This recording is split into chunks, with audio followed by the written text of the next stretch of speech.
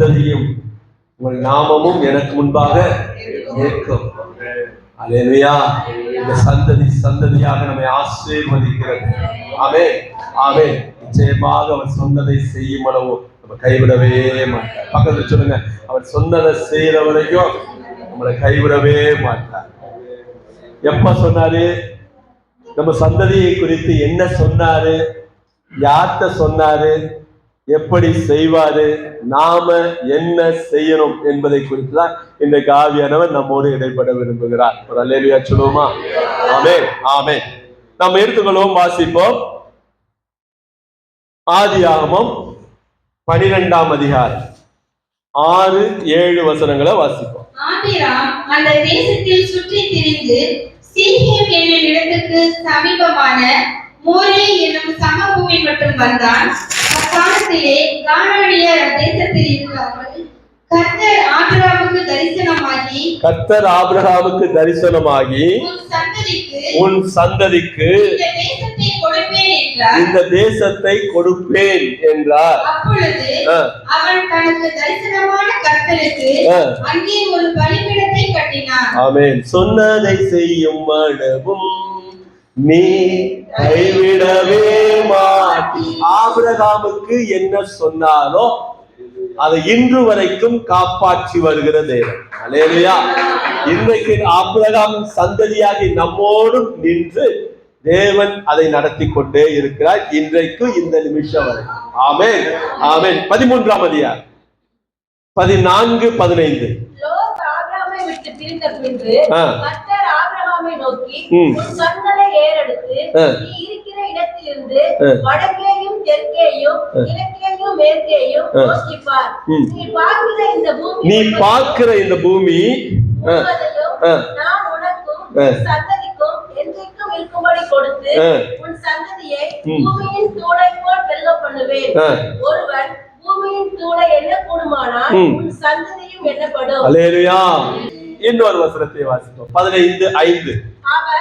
அவனை வெளியே அழைத்து நீ வானத்தை அண்ணாந்து பார். நீ நட்சத்திரங்களை எண்ண உன்னால் கூடுமானால் அவைகளை எண்ணு என்று சொல்லி பின்பு அவனை நோக்கி உன் சந்ததி நீ மட்டமாய் இருக்கும் என்றார்.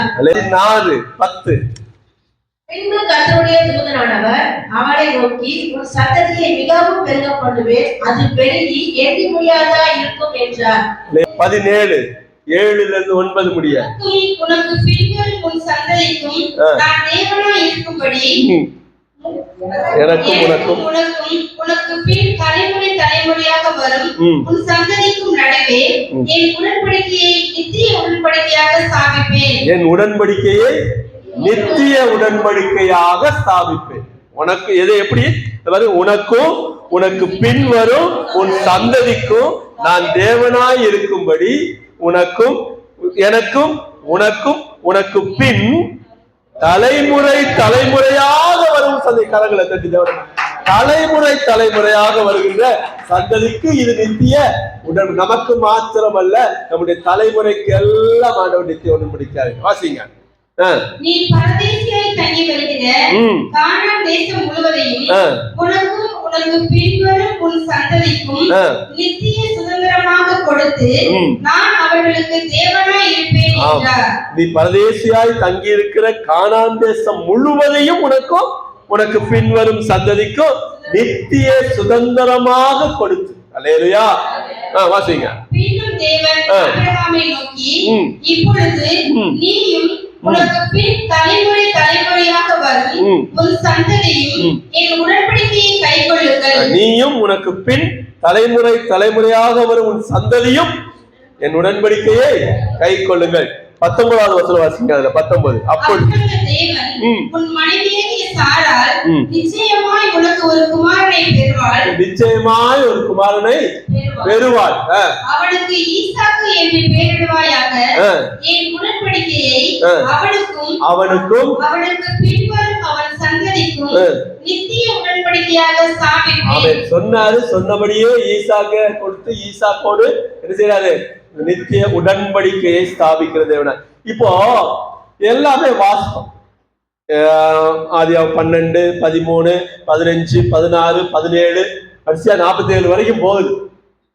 ஆனா திரும்ப திரும்ப ஒரு வார்த்தையை சொல்லிக் கொண்டே இருக்கிறார். என்ன சொல்றாரு? உன் சந்ததி தலைமுறை தலைமுறையாக என்ன செய்யப்படும்? ஆசீர்வதிக்கப்படும்.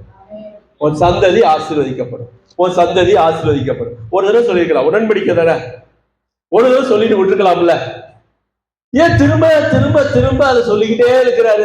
இங்க மட்டும் இவட்ட மட்டும் இல்ல, ஆபிரகாம்கிட்ட மட்டும் இல்ல, யாக்கோப்டையும் சொல்லுவாரு, ஈசாக்கிட்டையும் சொல்லுவாரு, யாக்கோப்டையும் சொல்லுவாரு, அதுக்கு பின் வருகிற யோசேப்டையும் சொல்லுவாரு. எல்லாத்தையும் திரும்ப திரும்ப திரும்ப உன் சந்ததி ஆசீர்வதிக்கப்படும், உன் சந்ததி ஆசீர்வாதமா இருக்கும், உன் சந்ததி ஆசீர்வாதமா இருக்கும், திரும்ப திரும்ப சொல்ற. இப்போ ஒரு நான் வாசிக்கும் போது எனக்கு என்ன தோணுச்சு அப்படின்னா, உங்களுக்கு அப்படின்னு தெரியல, அவன் நம்மளை ஆசீர்வதிக்கிறது, நம்மளை சந்ததியை ஆசீர்வதிக்கிறதுல ரொம்ப மும்முரமா இருக்கிற ஒரு காரியத்தை நம்ம சொன்னோம்னா திரும்ப திரும்ப சொல்லிட்டே இருப்போம். நம்ம பிள்ளைக்கு சொல்லுவோம், அடுத்து சொல்லுவோம், அடுத்து சொல்லுவோம், சொல்லிக்கொண்டே இருப்போம். இது ஆண்டவர் செய்வாரு, இது செய்வாரு, உன்னை ஆசீர்வதிப்பாரு, உன்னை பெருக பண்ணுவாரு. இப்போ தேவனுடைய இருதயத்தை பாருங்க, இந்த சந்ததி எப்படியாவது என்ன செய்யப்படணும்? ஆசீர்வதிக்கப்படணும். இன்றைக்கு மாத்திரமல்ல, ஆபிரகாமின் சந்ததி சந்ததியாக என்றென்றைக்கும் ஆசீர்வதிக்கப்படணும். உனக்குள் உன் சந்ததிக்குள் ஆசீர்வாதமா இருக்கும். விடல, அங்கேயும் சொல்றாரு, இன்று முதல் நான் உங்களை ஆசீர்வதிப்பேன். இங்கிட்டு சொல்றாரு, இஸ்ரவேலை ஆசீர்வதிப்பதே கர்த்தருக்கு பிரியம். நான் ஆசீர்வதிக்கவே ஆசீர்வதித்து பெருகவே பெருக பண்ணுகிற தேவன். புதிய பண்ணி சொல்றேன். அல்லேலூயா. அப்ப தேவனுடைய ஒரு சிந்த, ஒரு எண்ணம், ஒரு பாரம், இந்த ஜனங்கள், என்னுடைய ஜனங்கள் எப்படி இருக்கணும்? ஆசீர்வாதமா இருக்கணும். ஆண்டவர்கிட்ட வந்துட்டீங்க, ஆண்டவருடைய ஜனமா வந்துட்டீங்கன்னு சொன்னா உங்களை ஆண்டவர் ஒரே நோக்கத்தை வச்சுக்காரு, நீங்க ஆசீர்வாதமா இருக்கணும். அல்லேலூயா சொல்லுங்க. அவருடைய நோக்கம் இல்ல, என்கிட்ட வந்துட்டே இல்ல, என்னை நோக்கி பாக்குற இல்ல, என்னை தேடுற இல்ல, நீ ஆசீர்வாதமா இருப்ப. இதுதான் என்னுடைய கட்டளைகளை கை கொண்டால் நீ மட்டும் இல்ல, உன் சந்ததி தலைமுறை தலைமுறையாக ஆசீர்வதிக்கப்படும். எவ்வளவு பெரிய ஒரு தேவன் நம்மை ஆசீர்வதிக்கிற தேவனாக நாம் பெற்றிருக்கிறோம். அவரிடத்தில் அவரை தேடி அவரை நோக்கி வருகிற ஒவ்வொருவரும் ஆபிரகாமுடைய உடன்படிக்கைக்கு சொந்தக்காரர்களாக இருக்கிறோம். அல்லேலூயா. ஆபிரகாமோட பண்ணினார், முதல் ஆபிரகாம் பண்ணாரு. இன்னைக்கு சந்ததி சந்ததியா எத்தனை சந்ததி, எத்தனை தலைமுறை வந்துருச்சு. அத்தனை தலைமுறை அவர் சொன்னதை செய்யும் அளவும் அவர் என்ன செய்யல, கைவிடவே இல்லை. அவர் ஆபிரகாமுக்கு என்ன சொன்னாரோ அதே தான் இன்னைக்கு நமக்கு சொல்றாரு. அதைத்தான் நம்முடைய சந்ததிக்கு சொல்ல போறாரு. நம்முடைய தலைமுறைக்கெல்லாம் சொல்லிட்டே இருப்பாரு, நான் ஆசீர்வதிப்பேன்பா, நான் ஆசீர்வதிப்பேன்பா.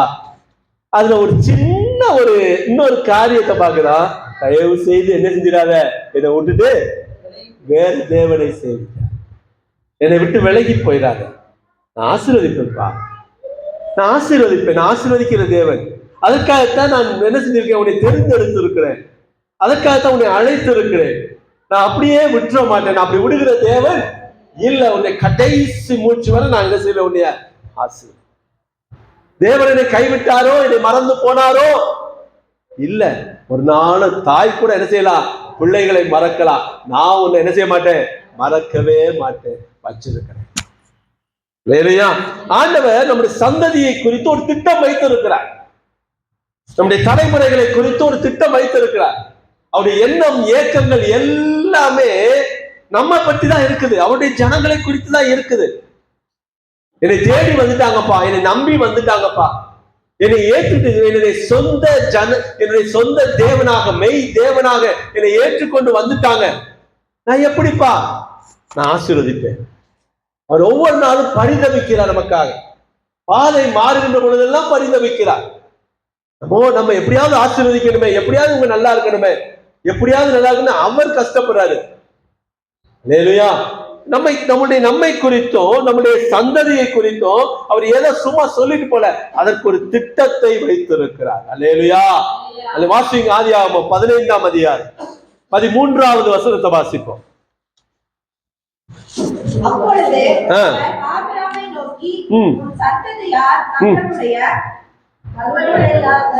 தங்களுடையது அல்லாத அந்நிய தேசத்திலே பரதேசிகளாய் இருந்து தேசத்தாரை சேவிப்பார்கள் என்றும் அவர்களால் 400 வருஷம் உபத்திரப்படுவார்கள் என்றும் நீ நிச்சயமாய் அறியக்கலாம். பாருங்க, நம்மளை பற்றி நல்லா தெரிஞ்சிருக்கு. அவர் சொல்லிட்டாரு, நீ இதுவும் நடக்கும் வாழ்க்கையில, எப்ப சொல்றாரு? முன்னாடி 400 வருஷத்துக்கு முன்னாடி சொல்லிடுறாரு, உன்னுடைய சந்ததி என்ன செய்யப்படும்? 400 வருஷம் அடிமைகளாக இருக்கும், உபத்திரவப்படுவீங்க. ஆனாலும் நான் என்ன செய்ய மாட்டேன்? உங்களை கைவிட மாட்டேன், நான் உங்களை ஆசீர்வதிப்பேன். கொஞ்சம் உபத்திரவங்கள் வரும், கொஞ்சம் பாடுகள் வரும், ரொம்ப லென்த்தியான உபத்திரவமாக கூட இருக்கல. 10 நாள் உண்மையில என்ன செய்யப்படுவீங்க? போடப்படுவீங்க. 10 நாள் உபத்திரவம் அனுபவிப்பீர்கள். ஆனாலும் ஆண்டவர் என்ன செய்ய மாட்டாரு? கைவிடவே மாட்டார். அதையும் சொல்லிடாரு, நீ 400 வருஷம் நீ கஷ்டப்படணும்ப்பா, ஆனா உன்னை குறித்து எனக்கு திட்டம் இருக்குது. உன்னை கொஞ்சம் உபத்திரவத்தின் கொகையிலிருந்து உன்னை என்ன செய்ய வேண்டி இருக்குது? உன்னை மீட்டு எடுக்க வேண்டி இருக்குது. அல்லேலூயா. அதே போல இந்த சந்ததியை அவர் வழி நடத்துகிறவராக இருக்கிறார். என்னையும் உங்களையும் நம்முடைய சந்ததியும் யார் வழி நடத்துறார்? கர்த்தரை வழி. வாசிங்க ஆதியாகமம் 26:3. ஆதியாகமம் 26:3. இந்த தேசத்திலே வாசம் பண்ணு, நான் உன்னோட கூட இருந்து உன்னை ஆசீர்வதிப்பேன். நான் உனக்கும் உன் சந்ததிக்கும் இந்த தேசங்கள் யாவையும் தந்து உன் தகப்பனாகிய ஆபிரகாமுக்கு நான் இட்ட ஆணையை நிறைவேற்றுவேன். கவனி பாருங்க, நம்முடைய எல்லா செயல்களையும் எல்லா காரியங்களையும் அவர் பார்த்து கொண்டேதான் வர்ற. ஒரு பஞ்சம் வந்துருச்சு, என்ன செய்யறான்? எகிப்து தேசத்துல பஞ்சம். அங்க இருந்து என்ன செய்யணும்னு நினைக்கிறான்? ஈசாக்கு கிளம்பி போகணும்னு நினைக்கிறான். என்ன செய்யறது? இனிமே இங்க வாழ முடியாது, பெரும் பஞ்சம் ஆயிடுச்சு. இந்த பஞ்சத்துல நான் என்னால குடும்பம் நடத்த முடியாது, அவன் நான் இங்க இருந்து போகிறேன் அப்படின்னு சொல்லி அவன் போகும்போது ஆண்டவர் சொல்றாரு, நீ என்ன செய்யாத, போகாத, இங்கேயே இரு. என்ன ஆண்டவரே, பஞ்சம் எல்லாம் தலைவலித்து ஆடுது பஞ்சம், இனி இருன்றீங்களே, நான் என்ன செய்ய? என்னை குறித்து உங்களுக்கு ஒரு பாசம் கிடையாது, என் மேல ஒரு அன்பு இல்லையா? என் தேவன் சரியாக வழி நடத்துகிற தேவன் இருந்துச்சுன்னா, ஆமாப்பா பஞ்சத்துல நீ ஏப்பா கஷ்டப்படுற, பஞ்சத்துல பாடுபடுற, பஞ்சத்துல கஷ்டப்படுற, நீ கிளம்புப்பா அப்படின்னு சொல்லலாம்ல. ஆனா என்ன சொல்றாரு ஈசாக்கிட்ட? நீ என்ன செய்ய? இந்த தேசத்திலேயே இரு, நீ போக வேணாம். என்ன செய்வாரு? உன் தகப்பனாகிய ஆபிரகாமுக்கு நான் இட்ட ஆணையை நிறைவேற்றுவேன் பாரு, நான் சொன்ன அதை செய்வேன், நீ இங்க இருந்து அதை பாரு, அந்த ஆசீர்வாதத்தை நிற்பார். அல்லேலூயா. அதே போல இருந்தான். என்ன செஞ்சான்? பஞ்ச காலத்துல விதை விதைத்து ஈசாக்கு 100 மடங்கு அறுவடை செய்தான். இப்ப ஆண்டவருக்கு தெரியும் எப்ப எப்படி நடத்தணும், என்ன செய்யணும். நம்மை குறித்த ஒரு திட்டத்தை அவர் என்ன செஞ்சிருக்காரு? தெளிவா வச்சிருக்காரு. 400 வருஷம் நம்ம கஷ்டப்படுவோம்ன்றது தெரியும். இந்த தேசத்துல இவன் இருந்தால் இவன் 100 மடங்கு அறுவடை செய்வான் என்பதையும் தெரியும். அவருடைய வழி நடத்துதல், அவர் போனா போகணும், இருனா என்ன செய்யணும்? இருக்கணும். இரு, போவேனா இரு, நான் ஆசீர்வதிப்பேன். இதே ஆண்டவர் என்ன செய்யறாரு? யாக்கோபுக்கு சொல்றாரு. யாக்கோபு என்ன செய்யறாரு? ஆதியாகமம் 46:3 நீ கிளம்பி எகிப்துக்கு போ அப்படின்பாரு. அவர் நான் தேவன், நான் உன் தகப்பனுடைய தேவன், நீ எகிப்து தேசத்துக்கு போக பயப்பட வேண்டாம், அங்கே உன்னை பெரிய ஜாதியாக்குவேன். இங்கே ஈசாக்கு எழுதினாரு, நான் உன் தகப்பனுடைய தேவன், ஆபிரகாமுடைய தேவன், நீ போகாத, எகிப்துல இங்க இருனர். அதே ஆண்டவர் சொல்றாரு, நான் உன்னுடைய தகப்பனுடைய தேவன், நான் சொல்றேன் நீ அங்க போ. ஏன்னா அன்னைக்கு மட்டும் எங்க அப்பா வந்து நீ போக வேணாம்னா இன்னைக்கு என்ன போங்கன்னு சொல்றீங்க. அப்ப எனக்கு 100 மடங்கு ஆசீர்வாதம் இல்லையா? எனக்கு நான் இந்த ஆசீர்வாதத்தை சோதரிக்க கிடையாதா? நீ போ, நான் உன்னை அங்க பெரிய ஜாதியா இருக்கிறேன். அல்லேலூயா சொல்லுங்க. அல்லேலூயா. ஆண்டவர் போன்னு சொன்னா அங்க ஒரு திட்டத்தை வைத்திருப்பார். அல்லேலூயா. அங்கேயும் பஞ்ச காலத்துல ஆண்டவர் ஆசீர்வாதமாய் வைத்தார். அல்லேலூயா. எகிப்து தேசம் எங்கு பஞ்சம் வந்த போதும் கோசேன் நாட்டுல மட்டும் என்ன நினைச்சவங்க? அவ்வளவு செழிப்பாக வாழ்ந்தார், அவளுக்கு ஒரு குறையும் இல்லை. அதனால்தான் என்ன சொல்றாரு? உன்னைய நான் போவேனான்னு சொன்னாலும் 100 மடங்கு ஆசீர்வாதத்தை கொடுத்தேன், போன்னு சொன்னாலும் 100 மடங்கு ஆசீர்வாதத்தை கொடுத்துருக்கேன். நீ என்ன பண்ணிவிட்ட? நீனு எல்லாத்தையும் மறந்துட்டு, தேவனையே மறந்துட்ட, நான் உன்னோடு பண்ண உடன்படிக்கையும் மறந்துட்ட, என்னையே மறந்துட்ட. 400 வருஷம் என்ன செய்யற? அடிமையாக்கப்பட்ட. அல்லேலூயா. இவ்வளவு இந்த திட்டங்களை எல்லாம் ஆண்டவர் என்ன செய்யறாரு, நம்மை குறித்து வைத்து இருக்கிறார். உங்களை குறித்து, உங்க சந்ததியை குறித்து, உங்கள் குடும்பத்தை குறித்து, உங்கள் பிள்ளைகளை குறித்து, நீங்க என்ன செய்யணும், எந்த தேசத்துல இருக்கணும், எந்த தேசத்துக்கு போகணும், எந்த தேசத்துல வாழணும், இது எல்லாவற்றையும் ஒரு கிளியர் சார்ட் போட்டு வச்சுட்டாரு. இனி போறதில்ல, போட்டு வச்சுட்டாரு. இன்னாருக்கு இன்னான்னு என்ன செஞ்சுட்டாரு, எழுதி வச்சுட்டாரு. அந்த திட்டத்தின்படிதான் இன்னைக்கு நம்மளையும் நம்ம சந்ததியை என்ன செஞ்சுட்டு இருக்காரு, நடத்தி கொண்டு போகலாம். ஒருவேளை நமக்கு அது தெரியாம இருக்கலாம், ஆனா தேவன் தெளிவான திட்டத்தை வைத்திருக்கிறார். நான் எப்ப மறுதளிப்பேன், நான் எப்ப கஷ்டப்படுவேன், நான் எப்ப பின்வாங்குவேன், நான் எப்படி பின்வாங்குவேன், என்ன செய்வேன், எல்லாம் ஆண்டவருக்கு என்ன செய்யும் தெரியும். தெரிஞ்சுதான் நம்மளுக்கு நடத்துறோம். எல்லாருக்கும் கேட்கறதுக்கு இல்லை, அப்ப தெரிஞ்சுக்கிட்டே ஏன் இப்படி என்னைய நடத்தணும், நடத்துவார். அதுக்கும் பதில் சொல்லுவார். ஆமே, நம்ம கேட்டா ஏன் ஆண்டவரே கேட்டா அதுக்கும் பதில் சொல்லுவார். அல்லேலூயா. அப்போ இந்த நாம அவர் நம்மை வழி நடத்துகிறபடியினால், அவர் நமக்கு உடன்படிக்கை பண்ணி இருக்கிறபடியினால, உடன்படிக்கையை நிறைவேற்றுகிற தேவனாக அவர் என்ன செய்யறாரு, ஒரு வைராக்கியமாக இருக்கிறபடினால நாம் அவருடைய சந்ததியாக தொடர்ந்து கொண்டு இருக்கிறோம். அல்லேலூயா. இன்றைக்கு நம்ம ஆபிரகாமின் சந்ததி என்று சொல்லுகிறோம். நாம் அவருடைய ஆசீர்வாதங்களை எல்லாம் நம்ம என்ன செய்யறோம், பெற்றுக்கொள்ளுகிறோம். இந்த சந்ததியாக, தேவனுடைய சந்ததியாக, தலைமுறை தலைமுறையாக இந்த ஆசீர்வாதத்தை நாம் சுதந்திரித்துக் கொண்டு நாம் கடந்து செல்ல வேண்டும் என்று சொன்னா ஆண்டவர் சில காரியங்களை இன்றைக்கு நமக்கு கற்றுக் கொடுக்கும். சில உன் சந்ததி ஆசீர்வாதமா இருக்கணும், உடன்படிக்கை பண்ணி இருக்கிறேன்.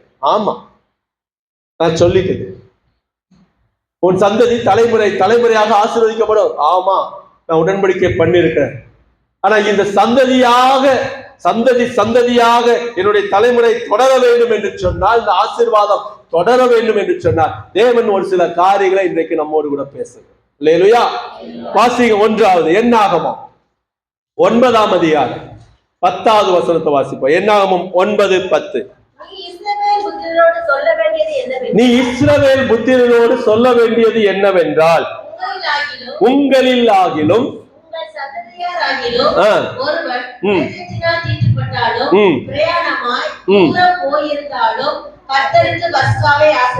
என்ன செய்யணுமா, பஸ்காவை கண்டிப்பாக ஆசரிக்கணும். கண்டிப்பா நீ பஸ்காவை நீ எப்படி பிரேதத்தினால் தீட்டுப்பட்டு இருந்தாலும் பரவாயில்ல, நீ பிரயாணமாய் தூரம் போயிருந்தாலும் பரவாயில்ல, நீ கண்டிப்பாக பஸ்காவை ஆசரிக்க வேண்டும். அப்பதான் சந்ததிக்கு ஆசீர்வாதம். நம்ம பாணியில சொன்னா பண்டிகைகள், என்ன பண்டிகைகள், கிறிஸ்துமஸ், என்னது நியூ இயரு, உயிர்ப்பு பெருவிழா, அப்புறம் வேற என்ன பண்டிகைகள் இருக்கு, திருவிருந்தே ஒரு பெரிய பண்டிகை தான். ஒவ்வொரு மாசமும் திருவிருந்து ஒரு பண்டிகை தான், மாதம் கொண்டாடுகிற பண்டிகை.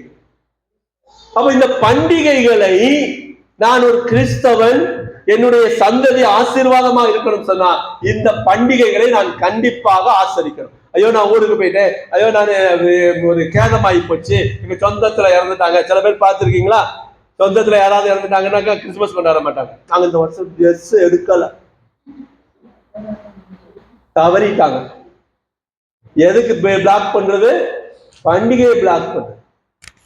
நீ பிரேதத்தினால தீட்டுப்பட்டிருந்தாலும், தூரமாக பிரயாணம் போயிருந்தாலும் ஆண்டவர் சொல்றாரு, உன் சந்ததி ஆசீர்வாதமா இருக்கணும்னா இன்றைக்கு நீ அதை என்ன செய்யணும், பஸ்காவை ஆசரிக்க வேண்டும். எதா இருந்தாலும் சரி, கிறிஸ்துமஸை கொண்டாட வேண்டும். நீ புது வருஷம் வந்து இல்லை, அதனால புது வருஷத்தை கொண்டாட வேண்டும். உயிர்ப்பு பெருவிழாவை கொண்டாட வேண்டும். அப்புறம் வேற என்ன இருக்கு, அவ்வளவுதானா? இதுதான் திருவிருந்து கண்டிப்பாக என்ன செஞ்சுக்கணும், கலந்து கொள்ள வேண்டும். எந்த சூழ்நிலை இருந்தாலும் சரி, சந்ததிக்கு அது ஆசீர்வாதம், தலைமுறைக்கு ஆசீர்வாதம். அப்பதான் உடன்படிக்கையை நாம் நிறைவேற்றுகிறோம். அந்த ஆபிரகாமுடைய சந்ததியாக இருப்போம். இல்லைன்னா அவர் எனக்கு என்ன உனக்கு என்னன்னு போயிருவார். அடுத்தது ஒண்ணு வாசிப்போமா, 17:10 ஆதியாகமம் 17:10. எனக்கும் உங்களுக்கும் உனக்கு பின்வரும் உன் சந்ததிக்கும் நடுவே உண்டாகிறதும் நீங்கள் கைக்கொள்ள வேண்டியதுமான என் உடன்படிக்கை என்னவென்றால், உங்களுக்குள் பிறக்கும் சகல ஆண் பிள்ளைகளும் விருத்த சேதனம் பண்ணப்பட வேண்டும். இரண்டாவது, உங்களுடைய சந்ததி தலைமுறை தலைமுறையாக ஆசீர்வதிக்கப்படணும். இந்த உடன்படிக்கை நீங்கள் என்ன செய்யணும்? உங்க கை கொண்டு இருக்கிறீங்க அப்படின்னு சொன்னா என்ன செய்யணுமா? உங்கள் பிறக்கும் சகல ஆண் பிள்ளைகளும் விருத்த சேதனம் செய்யணும்.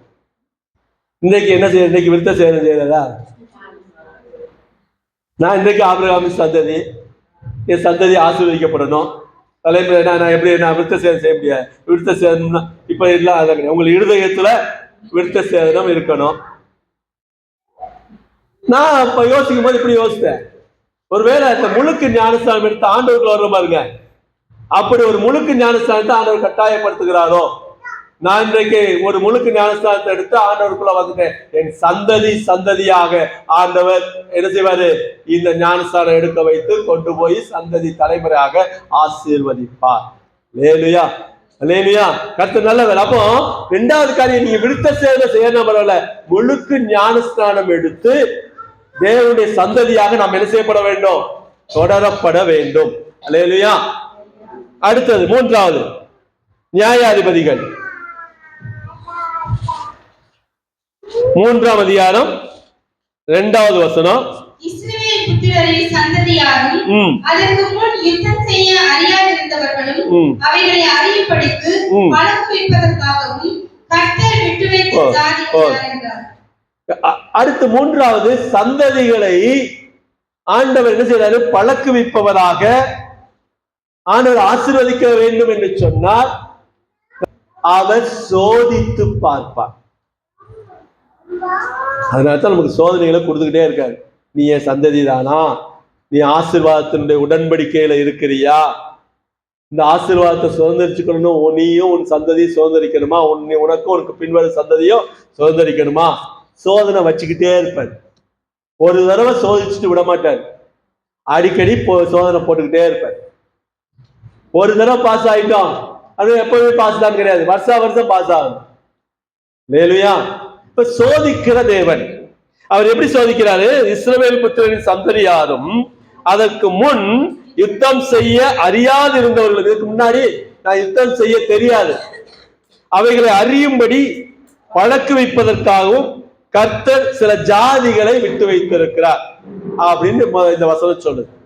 இல்லையா? ஆக தேவன் வைக்கக்கூடிய அந்த சோதனையில நம்ம என்ன செய்யணும்? என்ன செய்யணும்? ஜெயிக்கணும். ஸ்கிப் பண்ணி போயிடக்கூடாது. அத்து இன்னைக்கு டெஸ்ட் இருக்கா, அத்து நான் வரலப்பா அப்படின்னு ஓடிடக்கூடாது. அந்த சோதனையில நான் என்ன செஞ்சாகணும்? ஜெயிக்கணும். ஆனால் இஸ்ரவேலர்கள் தோற்றார்கள். ஆண்டவர் வச்ச சோதனையில என்ன செஞ்சாங்க? தோற்று போனார். வாசிங்க தொடர்ந்து. பெலிஸ்தரின் 5 அதிபதிகளும் சகல கானானியரும் சீதோனியரும் பாகால் எர்மோன் துவக்கி ஆமாத்திற்குள் பிரவேசிக்கும் வரைக்கும் லீபனோனின் மலைகளிலே குடியிருக்கிற ஏவியருமே. ஆமா, இவங்களெல்லாம் ஆண்டவர் விட்டு வச்சார். எதுக்கு? இந்த இஸ்ரவேலர் எப்படி இருக்கிறாங்க, இந்த சந்ததி எப்படி வரப்போகுது அப்படின்னு பாக்குறதுக்காக, சோதிப்பதற்காக இவங்கள விட்டு வச்சுட்டாரு. கர்த்தர் மோசேயை கொண்டு தங்கள் பிதாக்களுக்கு விதித்த கற்பனைகளுக்கு இஸ்ரவேலர் கீழ்ப்படிவார்களோ என்று அறியும்படி இஸ்ரவேலரை அவர்களாலே சோதிப்பதற்காக அவர்கள் விடப்பட்டிருந்தார்கள். இஸ்ரவேலரை அவர்களாலே சோதிப்பதற்காக அவர்கள் விடப்பட்டிருந்தார். அதுக்கு ஆண்டவர் வேணும்னே தான் என்ன செய்யிருக்காரு? இவங்களெல்லாம் வச்சிருக்கிறாரு. அவங்கள தங்கள் பிதாக்களுக்கு விதித்த கற்பனைகளுக்கு இஸ்ரவேலர் கீழ்ப்படிவாங்களான்னு பார்க்கிறது. கீழ்ப்படிவாங்களோ என்று அறியும்படி. அதனால ஒவ்வொரு தடவையும் நமக்கு என்ன இருக்கும்? கண்டிப்பா ஆண்டவர் சோதிக்கத்தான் செய்வார். யாக்கோபு எழுதுறாரு, சோதிக்கிறவனும் அவனவன் தன் தன் சுய இச்சையினால இழுப்புண்டு சோதிக்கிறவர் தேவன் என்று சொல்லாதிருப்பானார். ஒரு சோதனையை அலோ பண்றார்.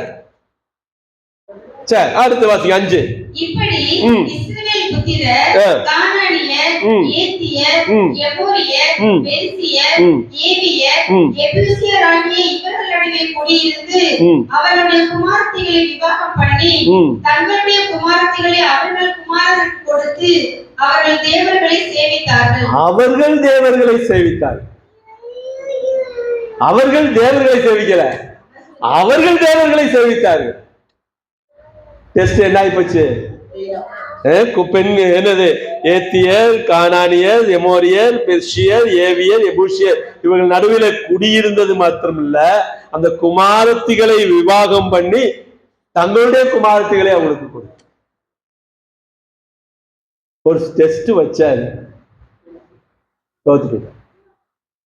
அடுத்து என்ன செய்யற பாருங்க. இப்படி இஸ்ரவேல் புத்திரர் கர்த்தரின் பார்வைக்கு பொல்லாப்பானதை செய்து தங்கள் தேவனாகிய கர்த்தரை மறந்து பாகால்களையும் தோப்பு விக்கிரகங்களையும் சேவிக்கிற போது, புத்திரர் கர்த்தரின் பார்வைக்கு பொல்லாப்பானதை செய்து தங்கள் தேவனாகிய கர்த்தரை மறந்து பாகால்களையும் தோப்பு விக்கிரகங்களையும் சேவித்தார். அடுத்து இஸ்ரவேலின் மேல் கோபம் மூண்டவராகி அவர்களை மெசொப்பொத்தாமின் ராஜாவாகிய கூசான் ரிசாதாயிமின் கையிலே விற்று போட்டார். இப்படியே இஸ்ரவேல் புத்திரர் கூசான் ரிசாதாயிமை 8 வருஷம் சேவித்தார்கள். அது ஒரு டெஸ்ட் வச்சாரு, ஒரு சோதனை வச்சாரு, தோத்து போனார். அவரால் முடியாது இல்ல. அவர் எல்லாம் இந்த பெர்ஷியரு, கானானியர், ஏத்தியர் எல்லாரும் என்ன செஞ்சுக்கலாம்? அவரு அழித்து போட்டு போங்கப்பா, நல்லா இருங்கப்பா அப்படின்னு சொல்லிருக்கலாம். சரி, ஒரு சின்ன டெஸ்ட் வச்சு பார்ப்போமே அப்படின்னு 5 பேரை விட்டு வைக்கிறாரு. அந்த விட்டு வச்சா இவங்க என்ன பண்ணிட்டாங்க? ஆகா, கர்த்தர் விட்டு வைத்திருக்கிறார், நமக்காகத்தான் இதை வச்சிருக்கிறாரு. அங்க பொண்ணை கொடு, இங்க பொண்ணை எடு. தங்கள் குமாரனை கொடுக்க, தங்கள் குமாரத்திகளை கொடுக்க, தங்கள் குமாரனை எடுக்க. அது இல்லையா?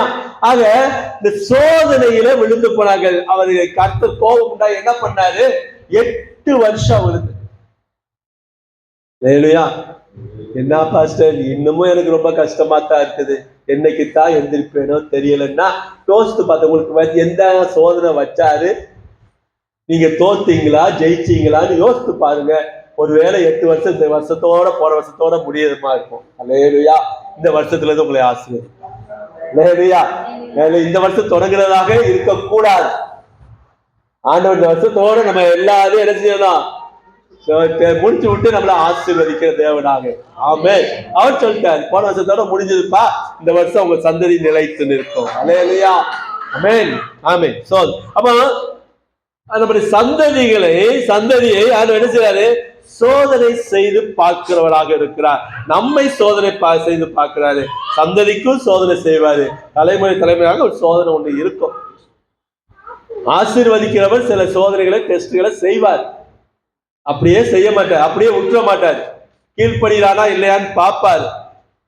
அவன் கிறிஸ்தவன் தானா, பஸ்காவை கொண்டாடுறானா, கிறிஸ்துமஸ கொண்டாடுறானா, இல்ல வெளியே தெரியாம வச்சுக்கிறானா அப்படிலாம் பார்ப்பார். முழுக்க ஞானஸ்தானத்துக்கு கீழ்ப்படுகிறானா பார்ப்பார்.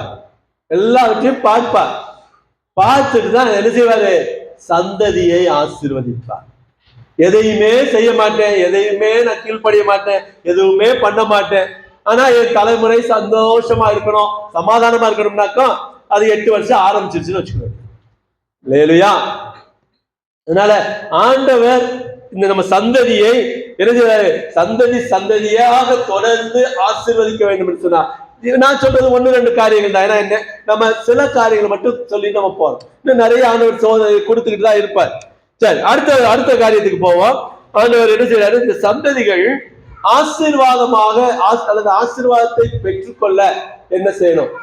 இந்த சந்ததி ஆசீர்வாதத்தை தொடர்வதற்கு என்ன செய்யணும் பார்த்தோம். இப்ப இந்த சந்ததி ஆசீர்வாதத்தை பெற்றுக்கொள்ள என்ன செய்ய வேண்டும்? வாசிப்போம். ஆதியாகமம் 22:18. நீ என் சொல்லுக்கு கீழ்ப்படிந்தபடியினால் உன் சந்ததிக்குள் பூமியில் உள்ள சகல ஜாதிகளும் ஆசீர்வதிக்கப்படும் என்றும் என் பேரில் ஆணையிட்டேன் என்று கர்த்தர் சொல்லுகிறார் என்றார். சந்ததி ஆசீர்வாதம் பெற்றுக்கொள்ளணும் சொன்னா யார் கீழ்ப்படியணும்? நான் ஆண்டோடைய வார்த்தைக்கு கீழ்ப்படியணும். நான் ஆண்டவர் என்ன சொல்றாரோ அதுக்கு கீழ்ப்படிஞ்சு நடக்கணும். நீ என் சொல்லுக்கு கீழ்ப்படிந்ததுனால உன் சந்ததிக்கு ஆசை. உன் சந்ததிக்குள் பூமியில் உள்ள சகல ஜாதிகளும் ஆசை. நீ கீழ்ப்படியல, சந்ததி ஒண்ணும் இல்லாம. நான் ஆண்டவருக்கு கீழ்ப்படியல, ஆண்டவர் சொல்லுகிற வார்த்தைகளுக்கு நான் என்ன செய்யறேன்? கீழ்ப்படுகிறேன். நிச்சயமாய் நம்முடைய சந்ததி ஆசீர்வாதமாக இருக்கும். அல்லேலூயா, அல்லேலூயா. கர்த்தர் நல்லவர். ஆமென். ஆபிரகாம் அன்றைக்கு கீழ்ப்படிந்ததுனால இன்றைக்கு நான் ஆபிரகாமின் சந்ததியை சொல்லிக்கிறேன். இன்றைக்கு நான் ஆசீர்வாதமாக இருக்கேன். அல்லேலூயா, அல்லேலூயா. கர்த்தர் நல்லவர். அடுத்து இரண்டாவது சங்கீதம் 78 4வது வசனம். பின்வரும் சந்ததியான பிள்ளைகளுக்கு நாங்கள் அவைகளை மறைக்காமல் கர்த்தரின் துதிகளையும் அவருடைய பலத்தையும் அவர் செய்த அவருடைய அதிசயங்களையும் விவரிப்போம். பின்வரும் சந்ததியான பிள்ளைகளுக்கு நாங்கள் அவைகளை மறைக்காமல் கர்த்தரின் துதிகளையும் அவருடைய பலத்தையும் அவர் செய்த அவருடைய அதிசயங்களையும் விவரிப்போம். அல்லேலூயா. இரண்டாவது காரியம், நம்முடைய சந்ததி ஆசீர்வாதமாக இருக்குன்னா முதல்ல நான் கீழ்ப்படியணும். ரெண்டாவது காரியம், என்னுடைய சந்ததிக்கு நான் என்ன சொல்லணும்? என்னுடைய பிள்ளைகளுக்கு தேவனை பற்றி நான் சொல்லணும். அவர் செய்த பராக்கிரமங்களை விவரித்து சொல்லணும். அவருடைய அதிசயங்களை சொல்லணும். கர்த்தர் இப்படி எல்லாம் எங்களை அதிசயமாய் நடத்தி வந்தார். வேற பாட்டி கதை, வேற கிழவிகள் பேச்சுமா இருக்கிறத விட்டுட்டு இந்த கதைகளை எல்லாம் என்ன செய்யணும்? ஆண்டவர் எப்படி எல்லாம் நடத்தி வந்தார். அன்றைக்கு இஸ்ரவேலர் தங்களுடைய சந்ததிக்கு சொன்னாங்க, ஆண்டவர் எப்படி நடத்திட்டு வந்தாரு, எப்படி எல்லாம் செங்கடலை கடந்து வந்தோம், எப்படி யோர்தானை கடந்தோம், என்னென்ன எப்படி மண்ணா வந்துச்சு, என்ன செஞ்சோம், ஏது செஞ்சோம் அப்படின்றதெல்லாம் சொன்னாங்க. அதோட என்ன செஞ்சாங்க? இப்படியும் நாங்க பண்ணணும், இது பண்ணோம், இதனால எங்களை தண்டிச்சாரு, இப்படி எல்லாம் தம்முடைய பிள்ளைகளுக்கு சொல்ல வேண்டும். சாட்சி முதல்ல எங்க ஆரம்பிக்கணும்? வீட்டுல பிள்ளைங்க முன்னாடி சாட்சி ஆரம்பிக்கணும். சொல்லணும் முதல்ல, நாளைக்கு இந்த சாட்சி தானே சொல்ல போறேன், ஆண்டவர் இப்படி செஞ்சாரு பாரு சொல்லிட்டு வந்து அடுத்த ஆண்டவர்கிட்ட என்ன செய்யணும்? சாட்சி. ஆண்டவரே, என் பிள்ளைகிட்டே இதை சாட்சியா சொல்லி இருக்கிறேன். ஆக பிள்ளைகளிடத்திலிருந்து என்ன செய்யணும்? பிள்ளைகளுக்கு இன்னொரு வசனத்தை வாசிங்க, 6வது வசனத்தை வாசிங்க.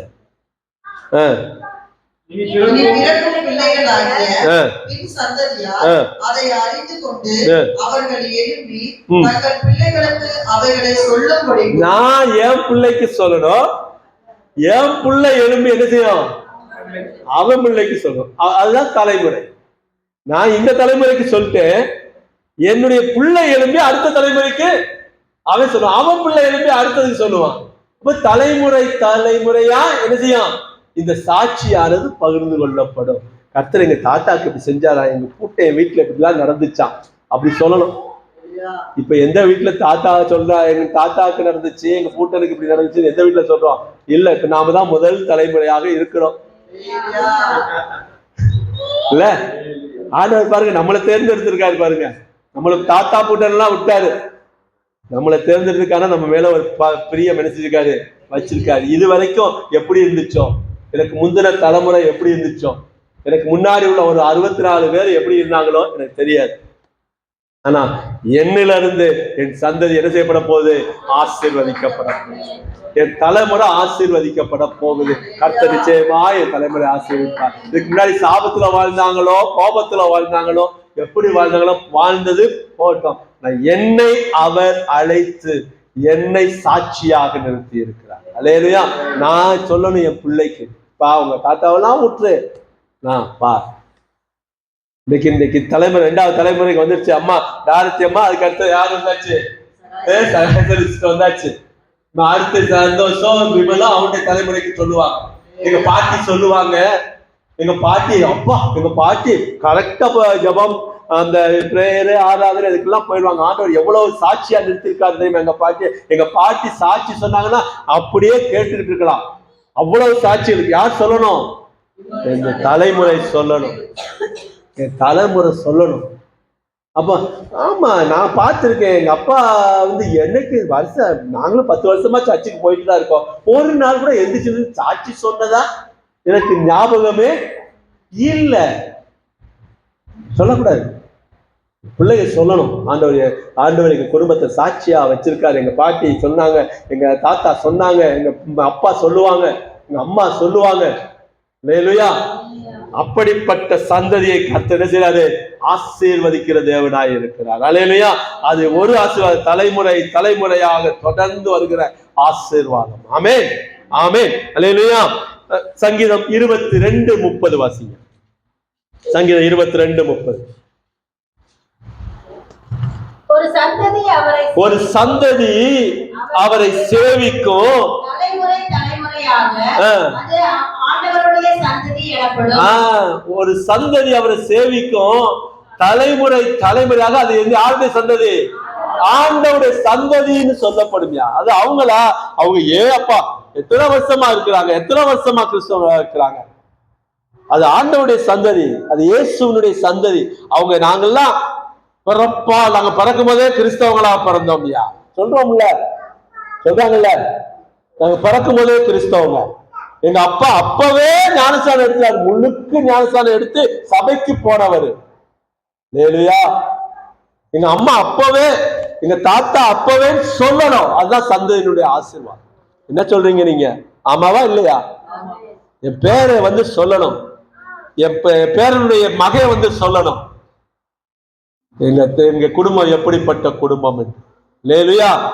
அதுதான் தலைமுறைக்கு ஆண்டவர் வைக்கிற ஆசீர்வாதம். ஒரு சந்ததி அவரை சேவிக்கும், தலைமுறையா ஒரு சந்ததி வருதுன்னு சொன்னா அந்த சந்ததிக்கு பேர் என்னது? ஆண்டவருடைய சந்ததி. ஜீவாவுடைய சந்ததி இல்ல, நிலைக்கா பாஸ்டமாவுடைய சந்ததி இல்ல, ஆண்டவருடைய சந்ததி. அந்த சந்ததிக்கு ஒரு முத்திர பேர். அல்லேலூயா. நம்ம சந்ததி எப்படி இருக்கணும்? ஆண்டவருடைய சந்ததியா இருக்கணுமா, அல்லது என் பேரை சொல்ற சந்ததியாக இருக்கணுமா? ஆண்டவருடைய பேரை சொல்லி அழைக்கப்படுகின்ற சந்ததி ஆசீர்வாதமான சந்ததியாக இருக்கும். ஆமென், ஆமென். ஏசாயா 45:19 வாசிப்போம். ஏசாயா 45:19. நான் அந்த காலத்திலும் அந்த இடத்திலும் பூமியின் அந்தகாரமான இடத்திலும் பேசினதில்லை. விருதாவாக என்னை தேடுங்கள் என்று நான் யாக்கோபின் சந்ததிக்கு சொன்னதும் இல்லை. நான் நீதியை பேசி யதார்த்தமானவைகளை அறிவிக்கிற யதார்த்தமானவைகளை அறிவிக்கிற கர்த்தர். நான் யதார்த்தத்தை தான் பேசுறேன். நான் ஏதோ கட்டுக்கதைகளை சேர்த்து பேசவில்லை, இல்லாததெல்லாம் சொல்லல, இல்லாததெல்லாம் நான் செஞ்சேன்னு சொல்லல. நான் எதை செஞ்சேனோ அதை நீதியாய் பேசுகிறேன். என்ன, நான் அந்தரங்கத்திலும் பூமியின் அந்தகாரமான இடத்திலும் நான் பேசல. விருதாவாக என்னை தேடுங்கள் என்று நான் சொல்ல. என்னை தேடுங்க, என்னை தேடுங்க, என்ன பாருங்க, என்னை கவனிங்க, நான் சொல்றது கீழ்ப்படிங்கன்னு சொல்லி விருதாவாக நான் சொல்லல. விருதாவாக சொல்லலன்னா என்ன அர்த்தம்? நான் சும்மா சொல்லல, வீணா சொல்லல, நான் சும்மா சொல்லல. நான் சொன்னேன், அவங்க தேடினீங்க, உங்களுக்கு ஆசீர்வாதம். உங்களுடைய தலைமுறையை என்ன செய்யற? ஆசீர்வதிக்கிறேன். அல்லேலூயா. அப்ப ஆண்டவர் சொல்ற ஒரு வாக்கு தத்தமோ, ஆண்டவர் உங்களை தேடுங்க, என்னை தேடுங்க பிழைப்பீர்கள் சொன்னா பிழைப்போம், என்னை தேடுங்கள் கண்டறிவீர்கள் சொன்னா கண்டறிவோம். அது விருதாவானது இல்ல. தேவனுடைய வாக்கு தத்தங்களும் உடன்படிக்கை விருதாவாக போவது இல்ல. அது நடக்கும், அது செயல்படும், அது செய்யும். ஆமென், ஆமென். கர்த்தர் அப்படி செய்கின்றது. அல்லேலூயா, அல்லேலூயா. ஏசாயா 48:17. இஸ்ரவேலின் பரிசுத்தராகிய உன் மீட்பரான கர்த்தர் சொல்லுகிறதாவது, பிரயோஜனமாய் இருக்கிறதை உனக்கு போதித்து நீ நடக்க வேண்டிய வழியிலே உன்னை நடத்துகிற உன் தேவனாகிய கர்த்தர் நானே. தொடர்ந்து 20 முடிவாசிங்க. என் கற்பனைகளை கவனித்தாயானால் நலமாய் இருக்கும். அப்பொழுது உன் சமாதானம் நதியை போலும், உன் நீதி சமுத்திரத்தின் அலைகளை போலும் இருக்கும். அப்பொழுது உன் சந்ததி மரணத்தனையாகவும் உன் கர்ப்ப பிறப்பு அதில் அணுக்கடத்தனையாகவும் இருக்கும். அப்பொழுது அதன் பெயர் நம்மை விட்டு அற்று போகாமலும் அழிக்கப்படாமலும் இருக்கும். எப்பொழுது? அப்பொழுது. எப்பொழுது? அப்பொழுது அதன் பெயர் நம்மை விட்டு அற்று போகாமலும் அழிக்கப்படாமலும் இருக்கும். எப்பொழுது? என் கற்பனைகளை கவனித்தாயானார். ஒண்ணு. ரெண்டாவது என்ன சொல்றாரு? பாபிலோனிலிருந்து புறப்படுங்கள். அடுத்த வசனம் சொல்றாரு, பாபிலோனிலிருந்து கல்தேயரை விட்டு ஓடி வாருங்கள். கர்த்தர் தம்முடைய தாசனாகிய யாக்கோபை மீட்டுக் கொண்டார் என்று சொல்லுங்கள். இதை கம்பீர சத்தமாய் கூறி பிரசித்தப்படுத்துங்கள். பூமியின் கடையாந்தரம் மட்டும் வெளிப்படுத்துங்கள் என்கிறார். அப்பொழுது எப்போ நான் பாபிலோனை விட்டு வெளியே வர்றேனோ,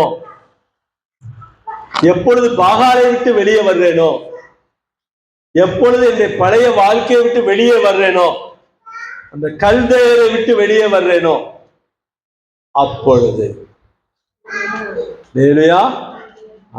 என் சந்ததி மணலத்தனையாயிருக்கும், என் சந்ததி ஆசீர்வதிக்கப்படும். நான் இன்னும் பாபிலோனுக்குள்ளேயே உட்கார்ந்துக்கிட்டு அந்த கல்தேயரோடையே சுத்திக்கிட்டு அவன் தெய்வத்தையும் சேவித்துக்கிட்டு அவன் கூடயே இருந்துகிட்டு நான் இருந்தேன்னு சொன்னா என்னுடைய சந்ததிக்கு ஆசீர்வாதம் இருக்குமான்னு சொல்ல முடியும். நான் பாபிலோனை விட்டு வெளியே வர வேண்டும், அப்பொழுது என் சந்ததி மணலத்தனையாயிருக்கும். கல்தேயரை விட்டு நான் வெளியே வரணும், வெளியப்படணும், அப்பொழுது என் என்னது சந்ததி, அப்பொழுது கர்ப்ப பிறப்பு அணுக்களத்தனையாக இருக்கும். மூணாவது ஒன்று சொல்றாரு, அதன் பெயர் நம்மை விட்டு அற்று போகாமலும் அதான் இந்த வருஷத்துல ஆற்றப்படுத்துவா.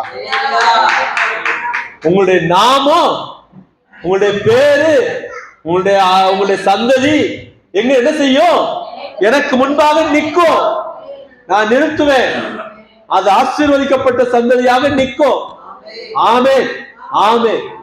நிச்சயமாக நம்முடைய சந்ததி ஆசீர்வதிக்கப்படும், ஆசீர்வதிக்கப்பட வேண்டும். தலைமுறை தலைமுறையாக ஆசீர்வாதத்தை நாம் என்ன செய்யணும்?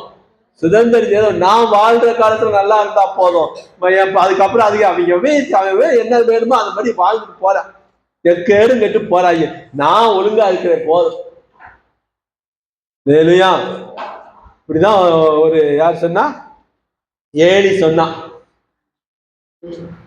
ஏலி சொன்னார், ஏலி பிரதான ஆசாரியன் ஏலி சொன்னார், நீ இப்படிலாம் இருந்தேன்னா உன் பிள்ளைகள் காலத்துல ஒண்ணுமே இல்லாம போயிருப்பாங்க, பரவாயில்ல என் காலத்துலயாவது நான் நல்லா இருக்கிறேன், நானாவது நல்லா இருக்கிறேன் அப்படின்னு. அவ்வளவுதான் அவனுடைய சந்ததி தலைமுறை. எசேக்கியேல் சொல்றாரோ, ஏலி சொல்லுவார்ல, பிள்ளைகளை கண்டிக்காம விட்டாரு, என்ன செய்யறது? அப்படிதான் நடக்கும்னா நடந்துட்டு போட்டோம் அப்படிம்பாரு.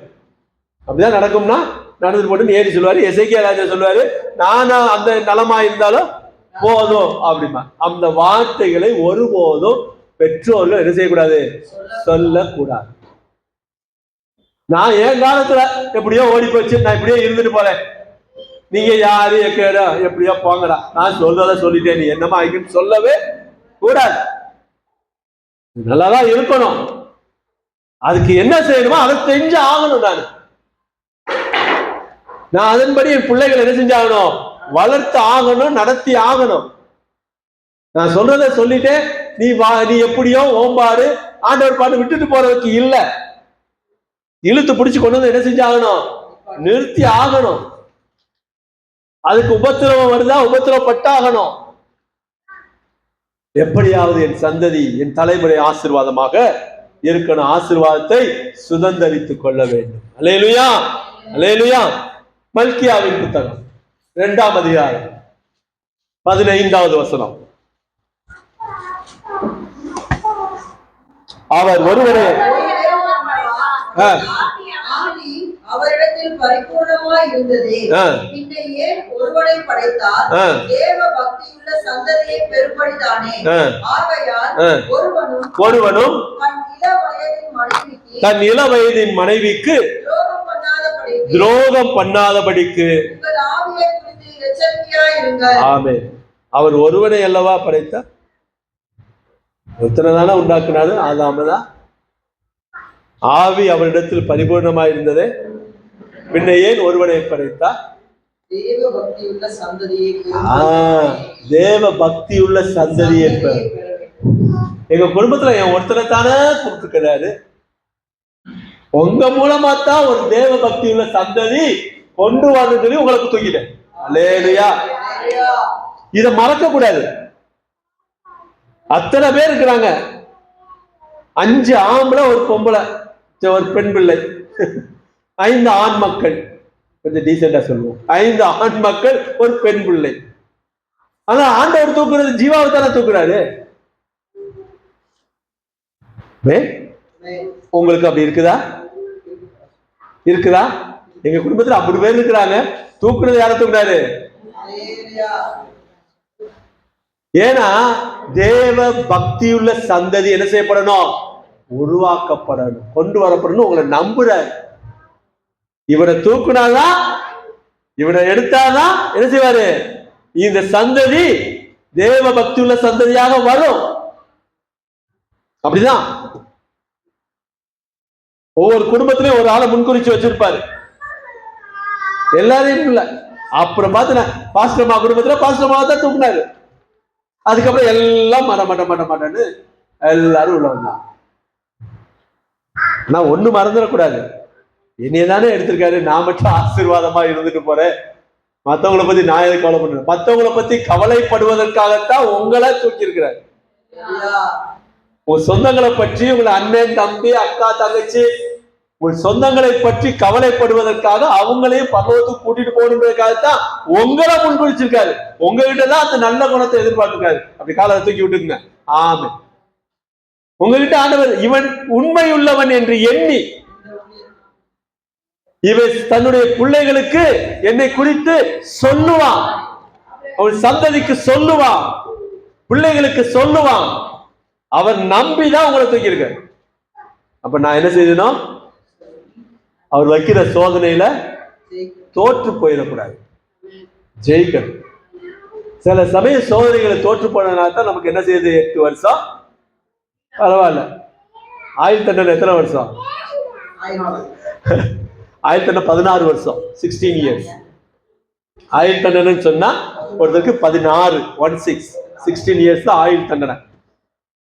அதனால என்ன செய்வாங்கன்னு சொன்னா, அவங்களுக்கு வெளியவே விடக்கூடாது சொன்னா ரெட்டை ஆயுள் தண்டனை போட்டுருவாங்க, 32 இயர்ஸ். சிலது மென்ஷன் பண்ணி சொல்லுவாங்க, வாழ்நாள் முழுவதும் சிறையில் கழிக்க இருக்கும். அது 3வது கேட்டகரி. அதனால ஆண்டவர் நம்மள வாழ்நாள் முழுவதும் கர்த்தரை சேவிக்கும்படியாக நமக்கு என்ன செஞ்சிருக்காரு? ஒரு சோதனை வச்சிருக்கிறார். சோதனை ஜெயிச்சோம்னா நம்முடைய ஆசீர்வாதம், சந்ததி தலைமுறைக்கு ஆசீர்வாதம். எங்க அப்பா மட்டும் அன்னைக்கு ஆண்டவரை தேடி போகலன்னு சொன்னா, எங்க அப்பா எங்க அம்மா மட்டும் அன்னைக்கு ஆண்டவரை தேடி ஆண்டவர் சபைக்கு போகலன்னு சொன்னா, இன்னைக்கு எங்க குடும்பம் எப்படியோ போயிடும், ஒண்ணுமில்லாம் போயிடும். ஆண்டவரை தேடினோம், நாங்கள் பிழைத்து கொண்டோம். அல்லேலூயா. இது உங்க மேல வச்சிருக்கிற கடமை மட்டுமில்ல, ஆசீர்வாதம். உன்னை சபிக்கிறவன சபிப்பேன், உன்னை ஆசீர்வதிக்கிற நீ யாரெல்லாம் ஆசீர்வதிக்கிறியோ அவங்கள ஆசீர்வதிப்பேன். எல்லாம் உனக்குள்ள ஆசீர்வதிக்கப்படும்.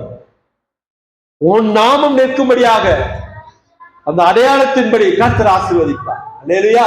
யாக்கோபின் நிமித்தம், சில இடத்துல சொல்லுவார், ஆபிரகாமின் நிமித்தம், யாக்கோபின் நிமித்தம் உன்னை ஆசீர்வதிக்க.